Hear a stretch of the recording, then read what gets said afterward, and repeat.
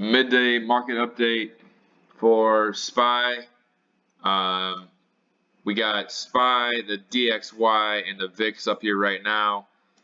Gonna go over what I see and where I think this pullback could go to.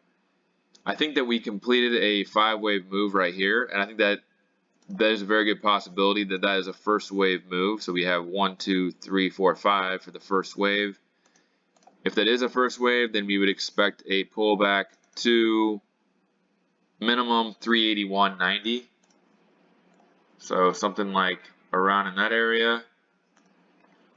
And then we would get a third wave move to around 401, 402. So around in that area. And so if we went from 382 all the way to 401, we'd expect a pullback to about 397. And then for our fifth wave, we'd be looking at, my target was 409. It looks like it could go all the way, I said 409 to 417. This is giving us 411.72 all the way to 415. So anywhere from 409 to 415, and as I've been talking about for the last couple videos, right in that resistance level right there. So that would work out perfectly the way it's going so far. And that would finish the X wave. We'd have the double X right here. We would have the C wave right here as well. And we'd be ready to make this final descent down into the low 300s. So that's what I'm looking for as on SPY. The VIX, let's see how that plays out into it. VIX, like I said before, is kind of hard to do Elliott wave with, but you can look at general structures and you can see that this is more likely a ABC move. And so if you just draw the general structure, I would expect it not to go outside of 2287, or no, I'm sorry, anywhere below, let's say by August 15th, anywhere below 21, I would say it's not going to go there. And so it makes sense that we might get a little bit of a bounce in the VIX today in order to get the market down to 382. So that's a very good possibility, and then maybe just slowly drizzle down here as the market melts up a little bit higher.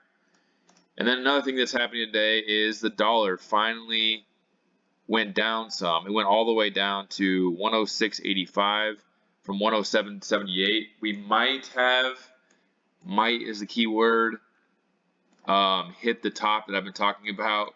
It's been going on for over a year now, and look for that fourth wave all the way from here probably down to somewhere in the 103.50 range, maybe to 183. I would say 103.50 is more likely because I don't think it has time to go all the way down to 100. It has time to go down to 103.50. So we can get that final move up for the final dip in the overall market. And so, yeah, that's pretty much it for market update midday. Just expecting a dip lower. If you look at the options chain also, you'll see there's a lot of calls that they need to burn as well. So that makes me even more confident that this will go down here in this range and maybe overshoot a little bit down to like 382 for the second wave. And then next week we can start the third wave higher. So that's what I'm looking for. Just a quick update. Let me know what you think in the comments, and make sure that you subscribe so you can get my daily updates on the overall market. All right, I'll see you in the next video.